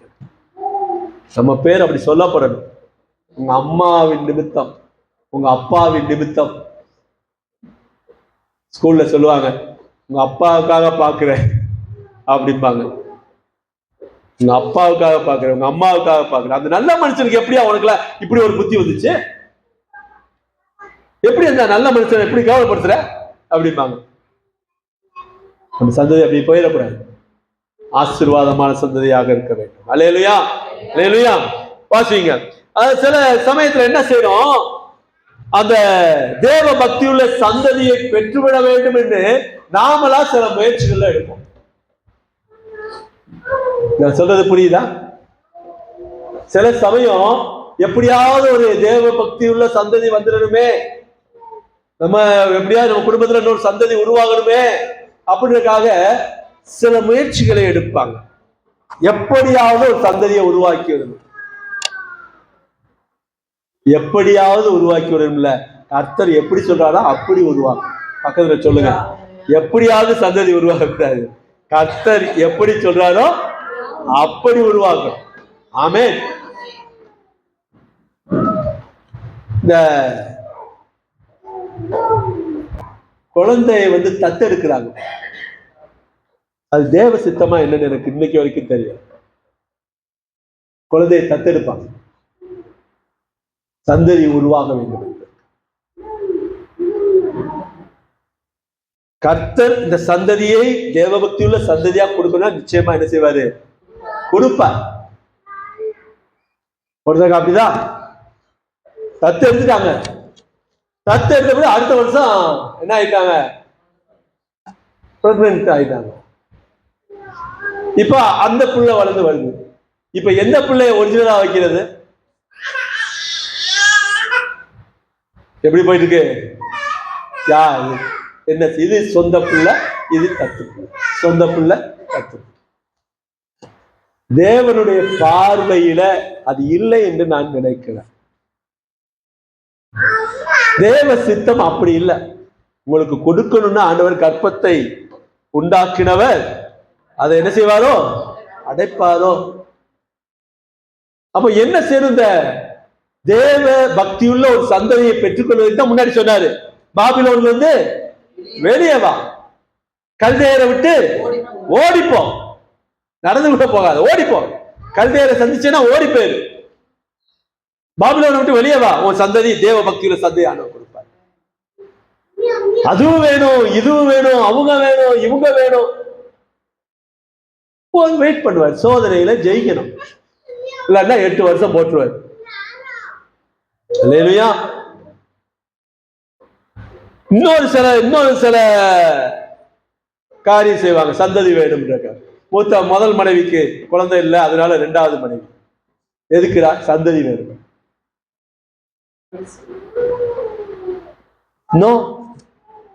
தேவன் அப்படி ஒரு சந்ததியை உருவாக்கணும்னு சொல்லி சொல்லல. எப்படியாவது சந்ததியை உண்டாக்கணும்னு நம்மளை சொல்லல. உன்னுடைய சந்ததியை நான் என்ன செய்வேன்? உண்டாக்குவேன், நான் ஆசீர்வதிப்பேன், நான் தலைமுறையா கொண்டு வருவேன். ஒருவனை தான் படைச்சாரு, ஆனா சந்ததியே உருவாயிடுச்சு. காரணம் தேவ பக்தியுள்ள சந்ததி வரும். நம்மளுக்கு நல்ல ஒரு உதாரணம் சொல்லணும். தகாத ஒரு காரியம் இன்னைக்கு வரைக்கும் அந்த சந்ததி அப்படி ஒரு கெட்ட பேர் வாங்கிட்டு உட்கார்ந்து. யாரு? லோத்துடைய 2 பிள்ளைங்க. ஒரு சந்ததி எப்படியாவது உலகத்து மனுஷங்களை போல, நீங்க வாசிங்கன்னா தெரியும், ஆதியாகமம் 19:32 இருந்து, எப்படியாவது இந்த உலகத்து மனுஷங்களை போல நமக்கு ஒரு சந்ததி என்ன செஞ்சிடணும், வந்துடுமே அப்படின்றதுக்காக தகப்பனோடு கூட கர்த்தர் ஆசீர்வதிக்க. அப்பொழுது மூத்தவள் இளையவளை பார்த்து, நம்முடைய தகப்பன் முதிர்வயதானார், பூமி எங்கும் நடக்கிற முறைமை என்பது இது பூமி பூரா நடக்கும். உனக்கு குழந்தை இல்ல, உனக்கு பிள்ளை இல்ல, தத்தெடுத்துக்கோ. உனக்கு பிள்ளை இல்ல, வாரிசு இல்ல, இன்னொன்னு கட்டிக்கோ. இது உலகம் எங்கும் நடக்கும். ஆனா தேவ பிள்ளைகளுக்கு, தேவ சந்ததிக்கு இது ஆகாத காரியம். ஒரு அல்லேலூயா சொல்லுங்க. ஆமென். அதனால எப்படியாவது அப்படின்றதெல்லாம் இல்ல. நிறைய குடும்பங்கள் தத்தெடுக்கப்பட்ட பிள்ளைகளுக்கும் பெற்றோருக்கும் ஒத்து போறது இல்லை, தெரியுமா? ஒத்து போறது இல்லை. என்னைக்கு ஒரு நாள் தெரிய வருது, அன்னைக்கு பெரிய விரிசல். அதனால அதை நீங்களும் என்ன செய்யாதீங்க, மற்றவங்களுக்கு ஆலோசனையா கொடுக்காதீங்க. ஜெபம் பண்ணுவோம். 40 வயது கற்பத்தை அடைக்கப்பட்ட கற்பம் என்று சொன்னவளுக்கு கூட என்ன செய்தார் ஆண்டவர்? கற்பத்தை கொடுத்தார். இனி பிறக்கவே பிறக்காதுன்னு சொன்னவங்களுக்கு பிறக்க 1 இல்ல, 2 இல்ல, 3 இல்ல, 6 பெற்றார். முடியும். வயசாகி போச்சு, அவ்வளவுதான். ஆமா, அவ்வளவுதான். இனிமே என்ன செய்யறது? இன்னும் ஆண்டவர் கொடுப்பார். நம்ம சபையில இருக்குது உதாரணங்கள். ஆண்டவர் 40 வயசாயிருச்சு, 35 வயசாயிருச்சு, 37 வயசாயிருச்சு, பிள்ளைகளை கொடுத்தார். கொடுப்பார். அதனால வேறு வழிகளை சிந்திக்காதீர்கள். அது தலைமுறைக்கு ஆசீர்வாதத்தை கொண்டு வராது. ஏன்னா சங்கீதக்காரன் சொல்றா, வாசிங்க 14வது சங்கீதம் 5வது வசனம் வாசிங்க. 14:5. அங்கே அவர்கள் மிகவும் பயந்தார்கள். தேவன் நீதிமானுடைய சந்ததியோட இருக்கிறார். தேவன் யாரோட இருக்கிறாரு? நீதிமானுடைய சந்ததியோட தான் தேவன் இருக்கிறார். நீதிமான்களுடைய சந்ததி, அந்த சந்ததியோட தேவன் இருக்கிறார். அந்த சந்ததி ஆசீர்வதிக்கப்படும் நிச்சயமா. அதாவது முடிஞ்சு போச்சு நினைக்காதீங்க, முடிவிலே துவக்கத்தை காண்கிற தேவன். நம்ம முடிஞ்சிருச்சுன்னு நினைக்கிறோம், ஆனா ஆண்டவர் அதெல்லாம் துவக்கத்தை பார்க்கிறார். நீங்க எதெல்லாம் முடிஞ்சிருச்சு நினைக்கிறீங்களோ அதெல்லாம் ஆண்டவர் துவங்க பண்ணுகிற தேவனா இருக்கிறார். அல்லேலூயா, ஆமென். ஆண்டவர் செய்வார், முடியும், நடத்துவார். இந்த சந்ததி ஆசீர்வதிக்கப்பட்ட உடனே செய்வார். இது ஒரு தேவ பக்தியுள்ள சந்ததியா வரும் அப்படி முடிவு பண்ணிட்டான்னு வச்சுக்கோங்க. நான் சொல்றது புரியுதா? இது ஒரு தேவ பக்தியுள்ள சந்ததியா வரும்னா உடனே முடிவு பண்ணுவார், உடனே சாங்ஷன் பண்ணுவார். இல்லையே, கொஞ்சம் யோசிக்க வேண்டி இருக்குது, கொஞ்சம் யோசிக்கணுமே. இந்த கல்யாணத்துல இது உண்மையிலேயே தேவ பக்தியுள்ள கல்யாணமா வருமா, ஆண்டோடைய சந்ததியா வருமானு கொஞ்சம் யோசிச்சான்னு வச்சுங்க, கல்யாணம் தள்ளிப்போம்.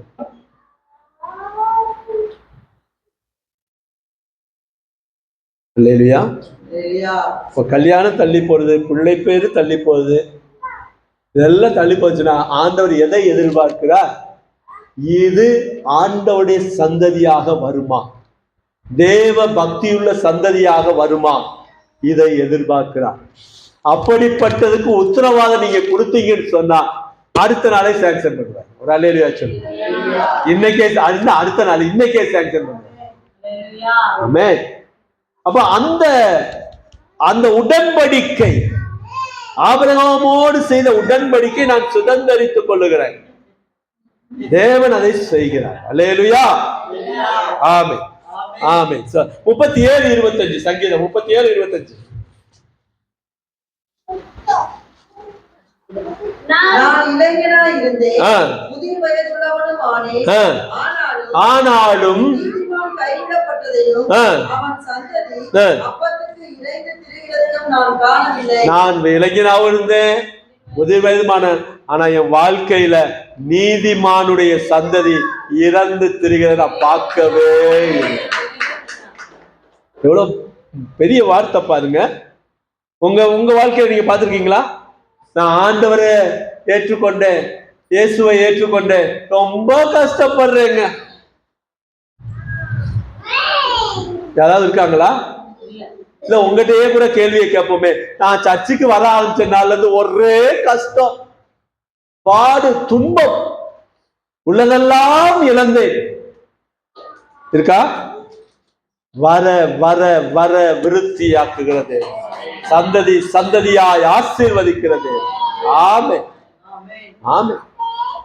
ஆண்டவருக்கு கொடுத்தேன், குறைஞ்சு போச்சுன்னு சொல்றது ஒரு ஆளும் கிடையாது. ஆண்டவருக்கு கொடுத்தேன், என்னை பெருக பண்ணினார்.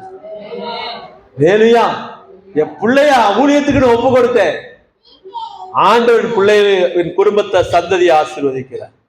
லேலுயா, இதுதான் நம்முடைய ஆசீர்வாதம்.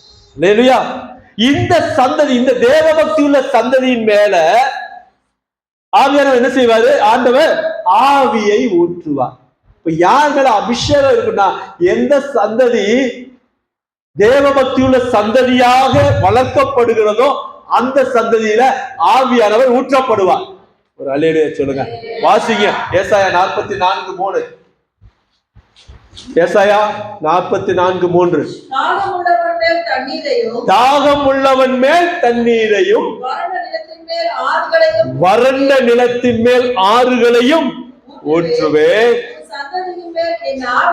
கரங்களை தட்டி, உன் சந்ததி மேல என் ஆவியையும்,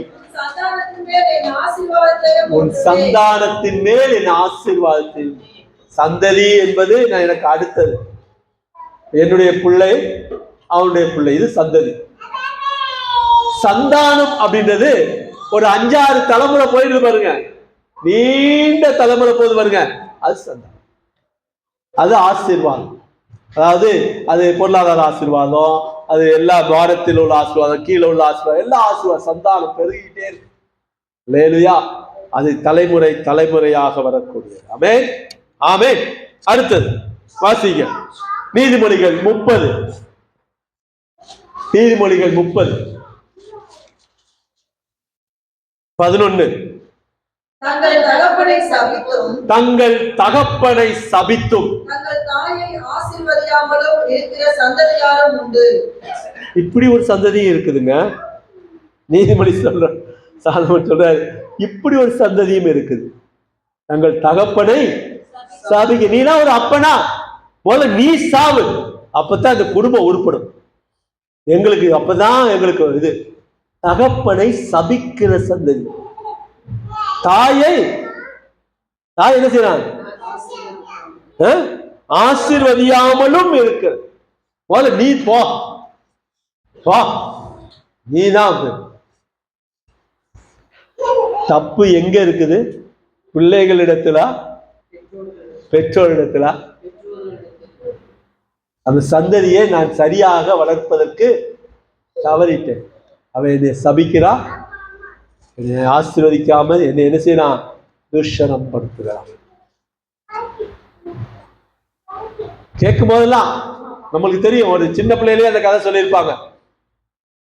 ஒரு பையன் இல்ல, ஒரு 25 வயது வாலிபன் வச்சுக்கோங்க. 25 வயது வாலிபன் ஒரு கொலை குற்றத்தை செய்யப்பட்டு நீதி தண்டனைக்கு வந்து நிற்கிறான். அவனுக்கு மரண தண்டனை கொடுத்தாச்சு, தூக்கு தண்டனை கொடுத்தாச்சு. ஜட்ஜி கேட்கிறாரு, நாளைக்கு உனக்கு தூக்கு, உனக்கு என்ன கடைசி ஆசை சொல்லு, நாங்க நிறைவேற்றி வைக்கிறோம் அப்படின்னு சொல்றாரு. அவன் சொன்னா, எங்க அம்மாவை பார்க்கணும் தான். எல்லாருக்கும் ஒரே ஆச்சரியம். பரவாயில்ல, தன்னுடைய கடைசி ஒரே ஆசை அம்மாவை பார்க்கணும், சாக போறதுக்கு முன்னாடி உடனே ஏற்பாடு பண்ணுங்கன்னா அம்மாவை கூப்பிட்டு வர்றாங்க. கூப்பிட்டு வந்து அம்மா தானே பார்க்க போறாங்க, இடையில தடுப்பு கம்பியில தேவையில்லையே அப்படின்னு தடுப்பு கம்பியில எடுத்த உடனே அவன் நேரா போய் அம்மா கழுத்தை பிடிச்சு கொல்றதுக்கு போயிருக்கான். கபாலி இழுத்து விட்டு கேட்டிருக்காங்க, என்னப்பா அம்மாவை பார்க்கணும்னு ஆசையா கூப்பிட்ட, இப்ப அம்மாவை கொல்றதுக்கு பாக்குறிய, என்ன அவசியம்? நான் 1ஆம் வகுப்பு படிக்கும் போது ஒரு பென்சிலை எடுத்துட்டு வந்தேன்.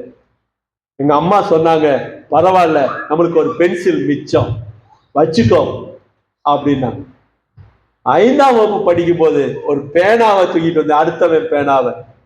அம்மா சொன்னாங்க, பரவாயில்ல, பேனா செலவு மிச்சம், வச்சுக்கோ அப்படின்னு சொன்னாங்க. 10ஆம் வகுப்பு படிக்கும் போது அடுத்தவன் பாக்கெட்ல இருந்து ரூபாயை எடுத்துட்டு வந்தேன். அம்மா சொன்னாங்க, ஃபீஸ் கட்டுறதுக்கு போதும், வச்சுக்கன்னு சொன்னாங்க. நான் ஒவ்வொரு முறையும் தப்பு செய்துட்டு திருடிட்டு வரும்போதெல்லாம் எங்க அம்மா என்னை ஊக்கப்படுத்தினாங்களே ஒழிய என்னை ஒரு வார்த்தை திட்டல. இன்றைக்கு நான் கொலைகாரனாக வந்து நிற்கிறேன். என்னை அன்னைக்கே நான் ஒரு பென்சில் எடுத்துட்டு வந்தப்பயே என்னை எங்க அம்மா கண்டிச்சு இருந்தாங்கன்னு சொன்னா இன்னைக்கு இந்த மரண தண்டனை எனக்கு வந்திருக்காது. அப்படிப்பட்ட அம்மா இந்த உலகத்துல இருக்க கூடாது அப்படின்னு சொல்லி கழுத்தை நெரிச்சு கொள்ள போயிரு.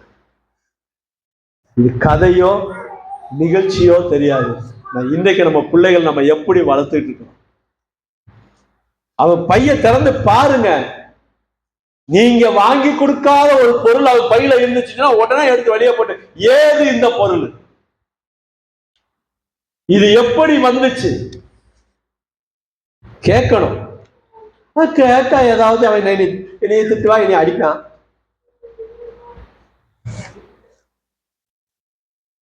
இந்த பயத்துலதான் நீ பெற்றோர்கள் இருக்கிறோம். ஒரு பொன்மொழி ஒன்று போட்டிருந்தாங்க, அப்பா அம்மாவுக்கு பயந்து வாழ்ந்த கடைசி சந்ததி நாம் தான் அப்படின்னு. 96. இன்னைக்கு பிள்ளைகளுக்கு நாம தான் என்ன செய்ய வேண்டியிருக்கு, அதையும் நாம தான் பயந்து வாழ வேண்டியது. பிள்ளைகளை கண்டித்து பெரம்பை எடுத்து கையாளவன் தன் பிள்ளையை பகைக்கிறான். அவன் பகைக்கிறதுக்கு இது எவ்வளவோ பரவாயில்ல. நல்லா கவனிங்க பெற்றோர்களே. பிள்ளை ஒரு சின்ன குண்டூசி வச்சிருந்தாலும் சரி, ஒரு பேனாவா இருந்தாலும் சரி, பென்சிலா இருந்தாலும் சரி, 5 ரூபாயா இருந்தாலும் சரி, 1 ரூபா காசா இருந்தாலும் சரி, இது நான் உனக்கு கொடுக்கல, இது எப்படி உனக்கு வந்துச்சு? அல்லேலூயா. அந்த சந்ததியை கர்த்தர் என்ன செய்யறாரு? ஆசீர்வாதம். அப்படி கண்டிச்சு வளர்க்கிற சந்ததி ஆசீர்வாதமாக இருக்கும். இந்த சந்ததி இப்ப எப்படி இருக்குது அப்படின்னு சொன்னா, அடுத்து பாருங்க 12வது வசனத்தை வாசித்துருங்க. 12. தங்கள் அழுத்தர கழுவப்படாமல் இருந்தும் தங்கள் பார்வைக்கு சுத்தமாக தோன்றுகிற சந்ததி. இன்னொரு சந்ததி இருக்கு, அழுக்கற கழுவப்படல, ஆனா பார்வைக்கு நம்ம தன்னை எப்படி காட்டிக்கிறது? பெரிய பரிசுத்தவான் மாதிரி காட்டிக்கிறது. அவன் அழுக்கு போகல, ஆனா அவன் காட்டுற பந்தா பெரிய இந்த சபையிலேயே அவன் தான், இந்த உலகத்திலேயே அவன் தான், இந்த ஊர்லயே அவன் தான். அப்படி பந்தாவா காற்று, பரிசுத்தவானா காற்று. இப்படி ஒரு சந்ததியும் வளர்ந்து கொண்டு இருக்கிறது. அடுத்து வேறொரு சந்ததியாரும் உண்டு. அவர்கள் கண்கள் எத்தனை வேட்டிமையும் அவர்கள் இமைகள் எத்தனை நெருப்புமானவைகள். இன்னொரு சந்ததி இருக்குது, கண்ணுலயே பேசிட்டு போற சந்ததி. மேட்டிமையான கண்கள், கண்ணுலயே பேசும், வாய் பேசுறது அப்படியே கண்ணுலயே அப்படியே அப்படியே அப்படியே அப்படியே அப்படியே அப்படியே அப்படியே சிக்னல் எப்படி கொடுக்கணுமோ அப்படி கொடுத்துடும். எப்படி கண்ணாலே பேசணுமோ அப்படி பேசும். நல்லா தெரிஞ்சுங்க, ஒரு அறிவியல் இது சொல்றேன். நம்ம சரீரத்துல கடைசி வரைக்கும் மாறாத ஒரு உறுப்பு எது? கண்ணுதான். கண் கருவிழிதான், மாறாது. அதனால எப்பயுமே நீ பாத்தீங்கன்னு சொன்னா, சில படங்களை காட்டும்போது, சில உருவங்களை காட்டும்போது கண்ணை மறைச்சிருவாங்க. இந்த கண்ணை வச்சே கண்டுபிடிச்சிடலாம். அதே போல ஒருத்தர் பேசும்போது கண்ணை வச்சே கண்டுபிடிச்சிடலாம்.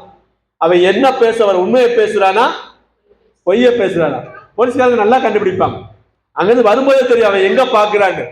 அவன் பார்வை ஒரு மாதிரி உரம் கட்டுவாங்க. பிள்ளையுடைய கண்ணிலேயே நம்ம கண்டுபிடிச்சிடலாம், நம்ம கண்ணிலையும் கண்டுபிடிச்சிருவாங்க. அப்படி சில சந்ததியும் இருக்குது. கண்ணிலேயே பேசி, கண்ணிலேயே பார்த்து, இமைகள்லையே அப்படி நெரிச்சு விட்டு, இமைகளை நெரிச்சு விட்டு, அப்படி இமையை அப்படி பெருசாக்கி, இமையை எடுக்க விட மாட்டாங்க தெரியுமா? இந்த மேல இருக்க புருவம் இருக்குல்ல, இதை எடுக்கக்கூடாது. இதை எடுத்தா கிரிமினல். புருவத்தை வலிக்கக்கூடாது, அது கவர்மெண்ட் ரூல். தப்பு செஞ்சா அப்படி செய்வாங்க. இல்லையா? இப்படி சில சந்ததிகளும் உண்டு. அடுத்த சந்ததி, தேசத்தில் சிறுமையானவர்களையும் பட்சிப்பதற்கு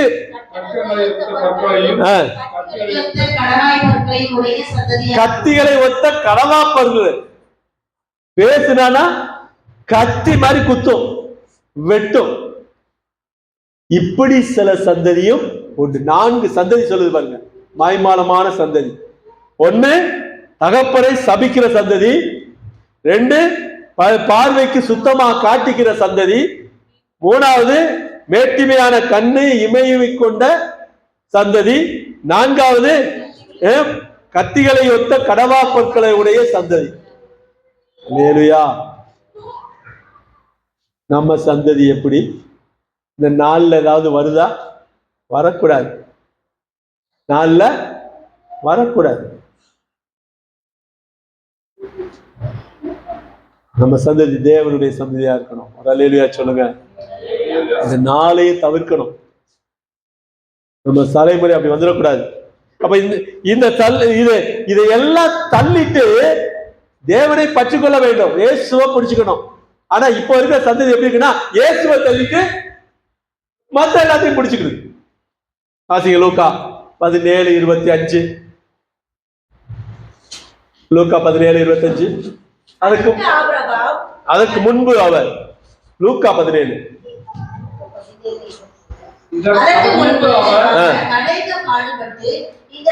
இந்த சந்ததியினால் எழுதப்பட்டபடியே இயேசுவை தள்ளிவிட்டு உலகத்தை சுதந்தரிக்கிற சந்ததியாக வளர்ந்து கொண்டிருக்கிறது. எச்சரிக்கையாயிருக்கு. நம்முடைய சந்ததி எப்படி மாறிட்டு இருக்குது? இயேசு வேண்டாம், உலகம் வேணும். எது வேணும்? உலகமா இயேசுவான்னு கேட்டா எனக்கு உலகமே போதும், இயேசு வேண்டாம் என்று தைரியமாக சொல்லக்கூடிய சந்ததி உருவாயிட்டு. எச்சரிக்கையா இருக்கணும். பெற்றோர்கள் எச்சரிக்கையா இருக்கணும். என் புள்ள சொல்றது எல்லாம் சரி, என் புள்ள கேட்கறது எல்லாம் வாங்கி கொடுப்பேன், என் புள்ள கஷ்டப்படக்கூடாது, அவனுக்கு எது சந்தோஷமோ அதான் என் சந்தோஷம், அவனுக்காகத்தான் வாழ்கிறேன், இந்த வார்த்தையெல்லாம் விட்டுறணும். ஒழுங்கா கீழ்ப்படிதல் உள்ள பிள்ளையா வாழ்றதுன்னா இரு, பிச்சு பிடிச்சு சொல்ற வார்த்தைகள் இருக்கணும். ஹல்லேலூயா. இயேசுவை தள்ளிவிட்டு உலகத்தை நோக்கி ஓடுகிற சந்ததி உருவாகி கொண்டிருக்கிறது. தேவ ஆசீர்வாதம் இருக்காது. கொஞ்சம் பிள்ளைகளுடைய வளர்ப்புல கவனமா இருக்கும். ஹல்லேலூயா. இயேசுவுக்கு பயந்து நடந்தா அப்போஸ்தலர் நடபடிகள் 13ஆம் அதிகாரம் 26 நடக்கும். சகோதரரே, ஆபிரகாமுடைய சந்ததியில பிறந்தவர்களே, தேவனுக்கு பயந்து நடக்கிறவர்களே, தேவனுக்கு பயந்து நடக்கிறீங்களா? ரட்சிப்பு உண்டு. உங்க பிள்ளை தேவனுக்கு பயப்படுதா? ரட்சிப்பு உண்டு, ஆசீர்வாதம் உண்டு. அதுதான் ஆபிரகாமின் சந்ததி. மாம்சத்தின்படி ஆபிரகாமுக்கு மகனாக பிறந்திருக்கிற அது ஆசீர்வாதம் இல்ல. அப்படின்னா என்ன தெரியுதா? இன்னைக்கு சொன்னோம் சொன்னா, எங்க அப்பா கிறிஸ்தவரு, எங்க அம்மா கிறிஸ்தவங்க, நான் கிறிஸ்தவன், இவங்களுக்கு எல்லாம் இப்படி கிறிஸ்தவனா இருக்கிறோம் அப்படின்றதுனாலயே ஆசீர்வாதத்தை சுதந்திரித்துக் கொள்ள முடியாது. நான் கிறிஸ்தவ குடும்பத்துல பிறந்திருக்கிறேன் அப்படின்றதுனால ஆசீர்வாதத்தை சுதந்திரித்துக் கொள்ள முடியாது. ஆண்டவருக்கு பயந்து நாம் நடக்கிறோம் என்று சொன்னா தேவன் நம்மளை ஆசீர்வதிப்பார். நம்முடைய சந்ததி ஆசீர்வாதமான சந்ததியாக இருக்கும். அப்படிப்பட்ட ஒரு சந்ததியை கர்த்தர் நமக்கு வைத்திருக்கிறார். அப்படிப்பட்ட சந்ததியாக நாம் இருக்கிறோம். இந்த சந்ததிக்கு ஆசீர்வாதங்களை கர்த்தர் கொடுக்கிறார். என்னென்ன ஆசீர்வாதங்கள் நான் சொல்றேன், நீங்க ஒரு ஆமென் சொல்லுங்க, சரிங்களா? ஏசாயா 61:9, அவர்கள் சந்ததியானது ஜாதிகளின் நடுவிலும் அவர்கள் சந்தானமானது ஜனங்களின் நடுவிலும் அறியப்பட்டிருக்கும். அவர்களை பார்க்கிற யாவரும் அவர்கள் கர்த்தரால் ஆசீர்வாதம் பெற்ற சந்ததி என்று அறிந்து கொள்வார்கள். ஏசாயா 65:23 சொல்லுது, அவர்கள் விருதாவாக உழைப்பது இல்லை. ஆமென். நீங்க உழைக்கிற உழைப்பு விருதாவா போகாது, வீணா போகாது, அதுக்கு பலன் உண்டு. அவர்கள் துன்பம் உண்டாக பிள்ளைகளை பெறுவது இல்லை. அவர்களும் அவர்களோட கூட அவர்கள் சந்தானமும் கர்த்தராலே ஆசீர்வதிக்கப்பட்ட சந்ததியா இருப்பார்கள். ஏசாயா 66:22 மீண்டும் நம்ம சொல்லி முடிப்போம். நான் படைக்க போகிற புதிய வானமும் புதிய பூமியும் எனக்கு முன்பாக நிற்பது போல உங்கள் சந்ததியும் உங்கள் நாமமும் நிற்கும் என்று கர்த்தர் சொல்லுகிறார். ஆமென், ஆமென், ஆமென்.